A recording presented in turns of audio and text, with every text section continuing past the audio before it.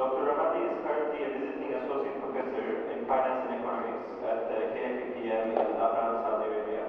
He specializes on regional geopolitical risk assessment and the Saudi economy, and hence his title, Geopolitics and Economics of Energy, for today's talk. Dr. Rammady has held senior level positions in banking, finance, and investment in Europe and the Middle East. I am overwhelmed to be with so many engineers. To me, they are my favorite students, although I teach economics. You see the world in a slightly different way than I think how I see it, sometimes narrow. This can be dangerous, as I will tell you. During the French Revolution, 3 people were going up for execution on the guillotine. One was a priest, one was a criminal, and the third was an engineer. The priest said, I don't want to look down as they cut my head, I want to look up. So he said, God, forgive them, they don't know what they're doing. They pulled down the lever, it stopped 3 feet above his head. Miracles, they said, let him go. The thief came up, said, forgive me for all the crimes that I have done. They pulled the lever, again it stopped 3 feet above his head. More miracles, let him go. The engineer, he goes up, just they're about to pull the lever, he said, hold on guys, I think I can see what the problem is. So it's dangerous to see things in a narrow perspective. The other thing is, we've been told to have 20 minutes. Normally in 20 minutes, we will tell you what we know. When it gets more exciting after that, we'll start telling you the things we don't know. The global events have also taught us some simple lessons. We can discern broad trends, but we cannot predict events, however good we are. Examples. Who could have thought there was curtailment of the Libyan oil production and the consequences of giving that extra premium in the oil market? Fukushima, nuclear disaster, Germany's withdrawal from future nuclear power, the Gulf implications. Saudi Arabia just announced it will be having a nuclear energy program. Abu Dhabi is continuing. Kuwait is wavering. Oman and Bahrain still haven't yet committed. Is this a viable solution for energy in the future when others who are on the leading edge of technology will be out of the game? The loss of massive confidence in sovereign nations' ability to pay debt, and it's still continuing. As an ex-banker, I really am scared of what is happening in the world today. I've never seen so much panic and the inability of governments to be able to come up with a solution that is long-term and sustainable. The regional implications, demand for reforms, social and economic inclusion, employment-generating economic programs. We heard that on the first day. The number of people who will be looking for jobs in this region. All necessitate a higher level of government expenditures and a higher break-even oil price to meet budgetary needs. This has risen from around $50, $60 per barrel in 2009 to $85, $90 per barrel now, and probably more if there is more government expenditures.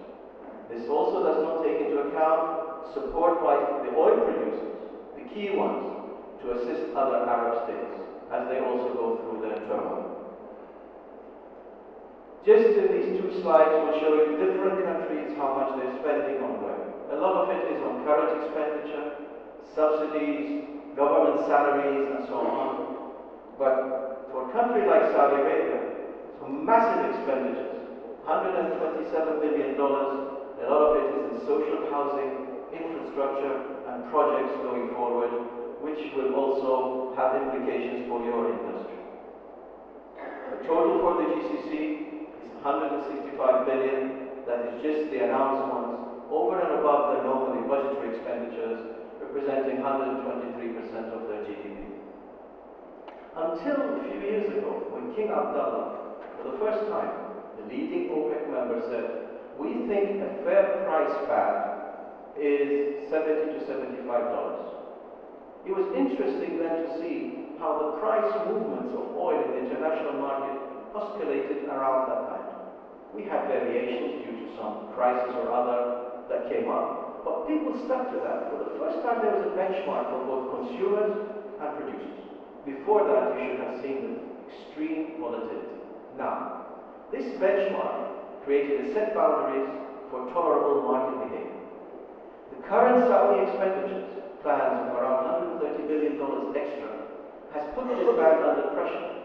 The break even for Saudi Arabia, without going back into budget deficits, is gone to 90. So Saudi Arabia and the other key oil producers do not want to see this price go further above. It creates that, it breaks away from that ethical band and the promise to be fair to the rest of the world. But at the same time, that huge extra expenditures that they need is putting it under pressure. So from time to time you're going to hear the OPEC meetings, will they increase price? Will they cut back on supply?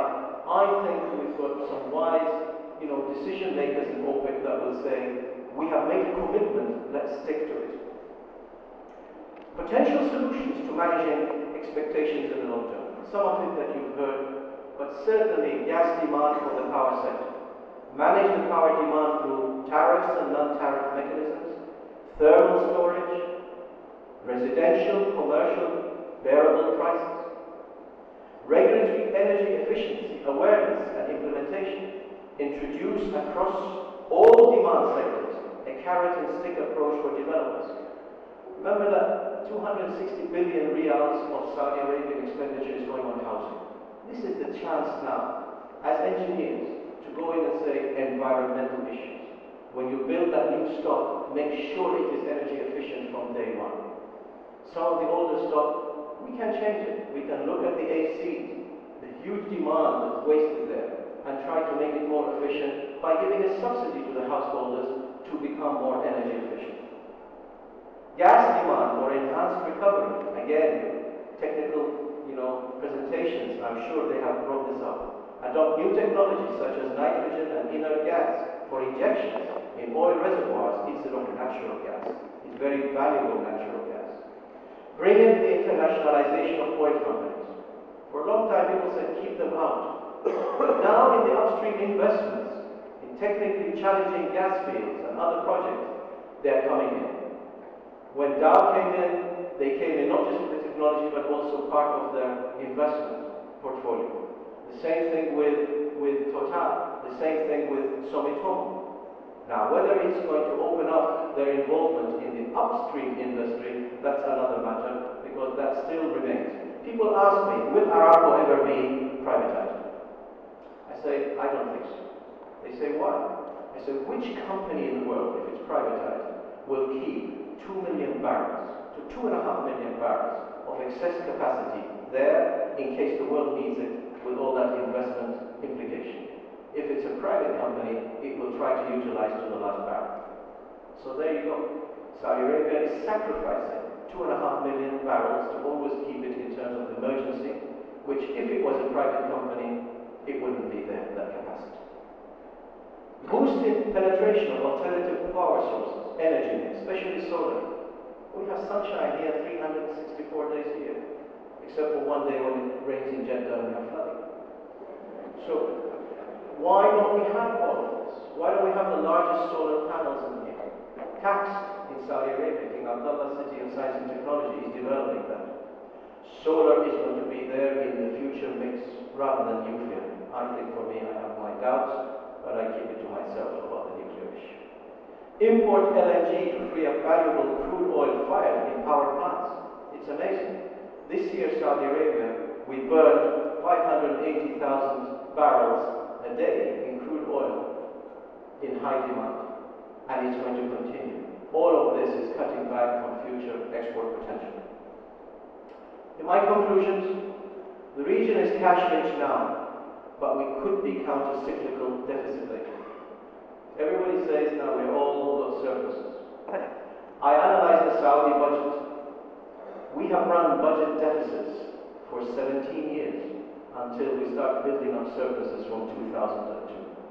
So inherently this region is a budget deficit one, especially the larger ones like Saudi Arabia. If there is demand shortfalls in the rest of the world, and they go into recession, and it's not picked up by countries like China and India, we could see Saudi Arabia going back into budget deficits much sooner than we predict. So that 500 billion reserves that I talked about could go, and we will end up trying to borrow in the international markets. It's very interesting. Yesterday, His Excellency, Minister of Finance Assaf, said Saudi Arabia might be introducing bonds. That's right. You go and introduce bonds when you don't need the money.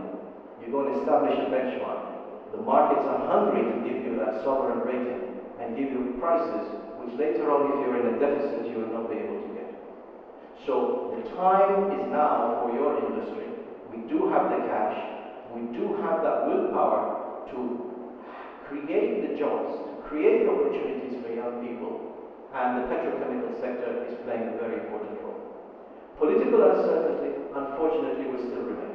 We don't know the outcome. Tunisia just had their elections, and the results show that things can happen and change and moderation. Hopefully this will be the example where it all started, the unrest, and it can be a model for the others.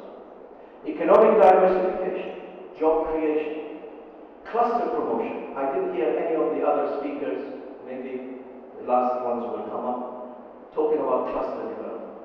The SME sector, everybody pays lip service to that, and yet it's the ignored cousin because capital infrastructure has always been capital intensive.